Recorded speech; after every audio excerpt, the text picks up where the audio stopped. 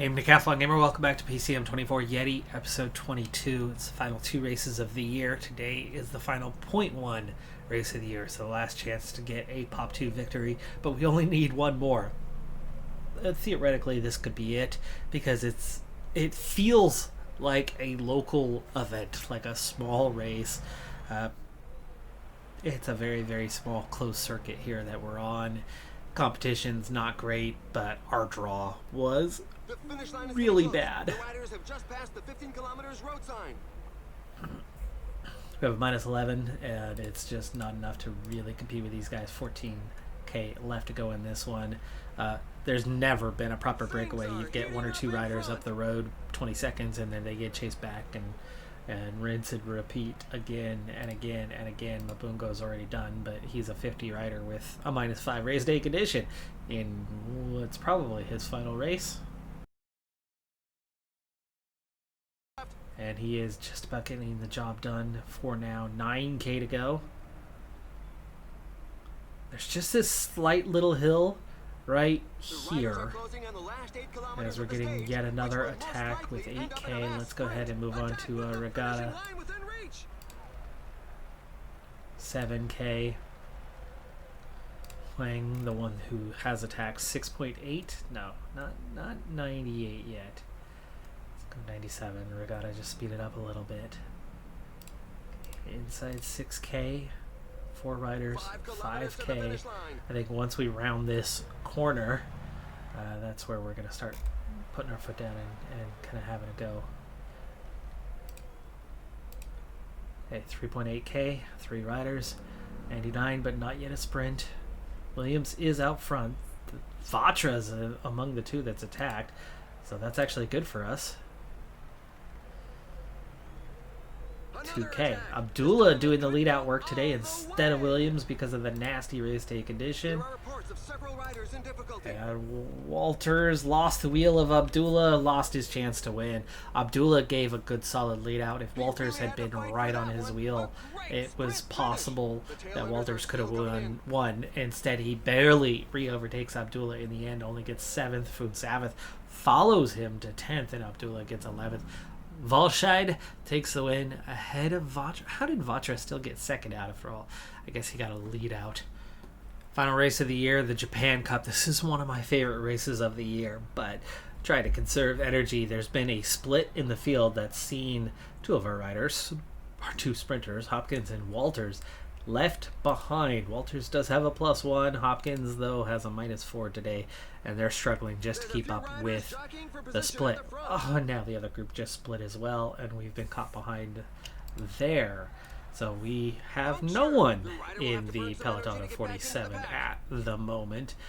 We are closer to the group behind than we are to the group ahead. So if this group makes contact soon, I might have to make a very early sprint trade to try to get forward. We only have to get through the climb a couple more times.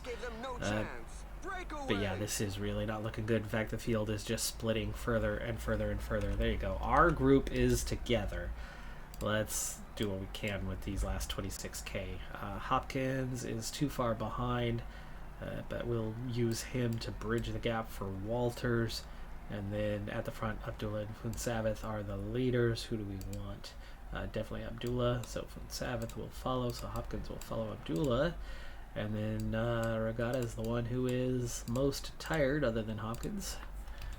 So we'll get him going and try to chase things down. We are 2:20 behind. Looks like this race, which was not going to go well in the first place, because way up at the front, I'm sure, is EF Education. And no, not Balaki, their number 2 guy, but their number 1 guy who's up here, and that's Richard Carapaz. Stephen Williams right there as well. There's way too much quality in this field for the likes of us. That peloton of 44, though, obviously our chances would have been better in the group than out the back. 24k, that is red bar gone. I want Regatta to handle the climb and use his energy. Gel kicks in a little too late. There's that heart rate plummeting. Hopkins got dropped. He ran out of energy. Regatta's already gone. Walters lost some ground on his teammates because of the Hopkins situation. But we are now in a much smaller group chasing. Come on, Walters. Looks like Walters is not going to be the guy today. I want him to get a second wheel. Still 2.5 minutes down, though. So as much as we've made forward progress and left many riders behind, this is not looking like a day in which we could expect to be competitive. 15 kilometers remaining. Last little bit for Sabanda and on to Walters. And 16K. So we've covered half the ground and half the riders are decimated from our team. Red bar's nearly gone, but let's use what energy he has. We don't want to leave him behind. Just go as fast as we can to try to get back up there and do something. There's 10 riders plus roughly 44. No, it's down to 22. So we're down to 32 riders left ahead of us, and we are on the verge of bridging the gap to a good portion of them. Looks like the front sat up a little bit as the group has thinned. So we've gained a little bit of ground. We're only a minute. We've gained half a minute. And we've caught another group.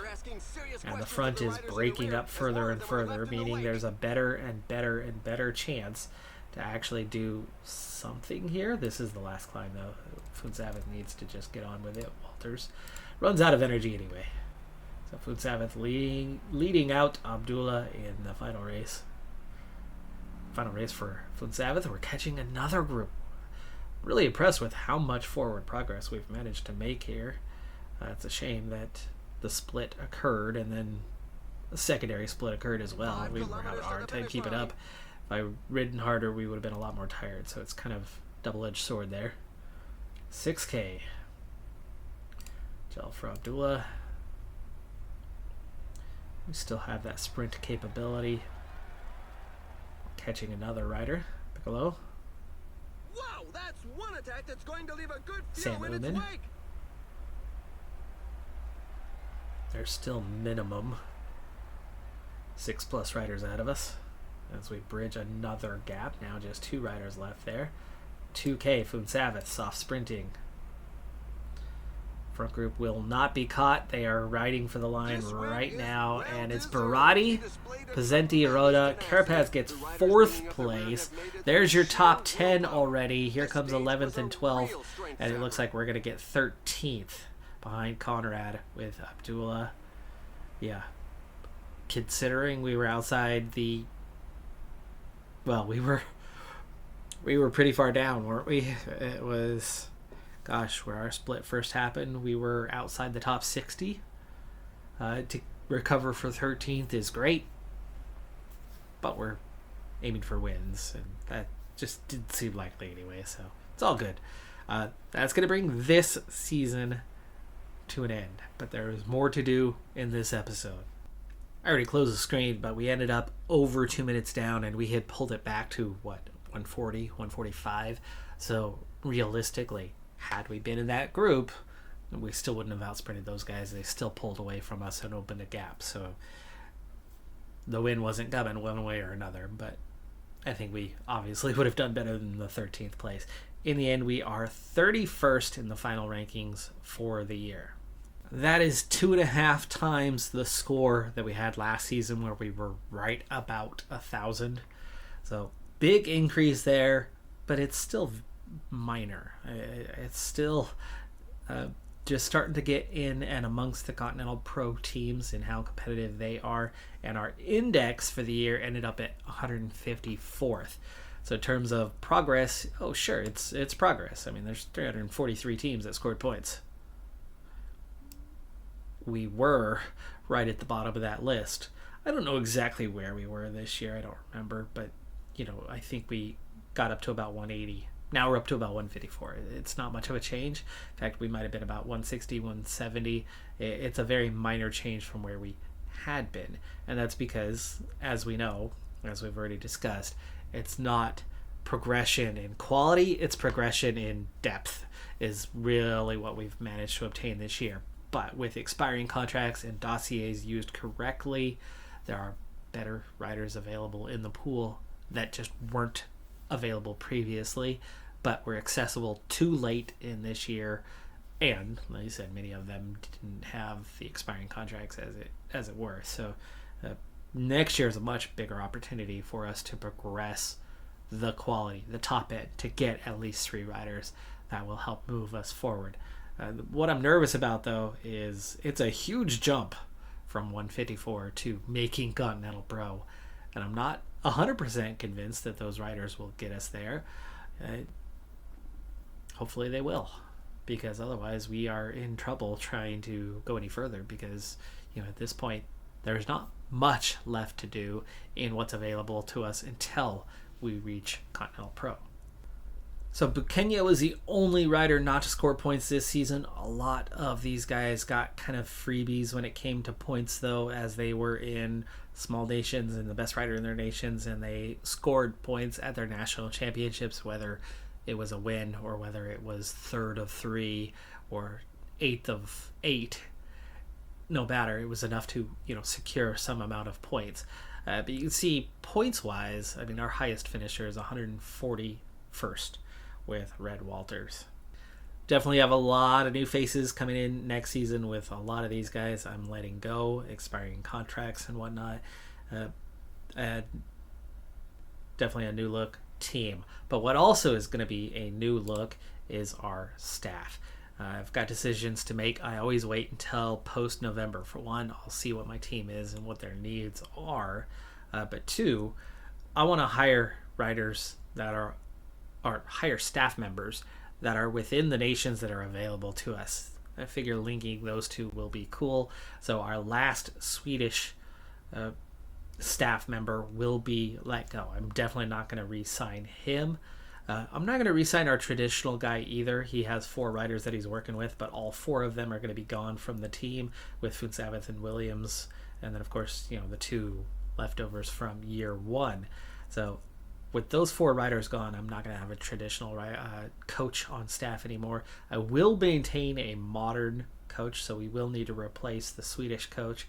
It looks like we'll probably hang on to the East Timor coach regional, and I'll probably, if I can, look to get 1 level higher with a second groundbreaking coach. I'll likely just retain my 2 scouts. There's not a whole lot going on in that department. It's hard to scout, and especially as we snowball, it changes what's available to you. And a lot of these are smaller nations, so it's going to come more of availability of riders that are developed and ready, as opposed to the prospects, and the prospects show up over time anyway, so all in due time. But with a Swedish doctor, that second staff member will also have to go, so we'll be replacing that staff. But I like to do that in November. Staff hiring's complete, so I've taken our 1 Swedish doctor. He was national reputation. I have none available right now beyond regional reputation within the nations we have in the pool. So 2 Moldovan doctors will at least give us coverage at multiple races. No changes to the scouts. They're both retained for next year. And then for the trainers, letting go of our regional traditional coach. We do have 1 rider who came in traditional, but I'm not going to worry about it. He's pretty much maxed out anyway. So we are replacing a regional modern with a national modern out of Ukraine. And then also we are retaining our regional out of East Timor, but adding a national groundbreaking coach from Canada.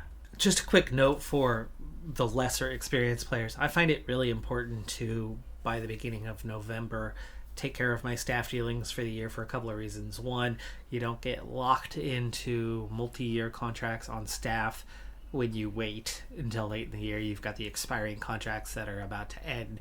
You've got the new contracts coming in with very little overlap. But also, the new system makes it a little bit easier with the way the finances are. But with the old system, especially if you're playing an older version of Pro Cycling Manager, the staff contracts add to your salary and you don't want that to hold you up. You could go over with staff, but you can't go over with riders in the old system.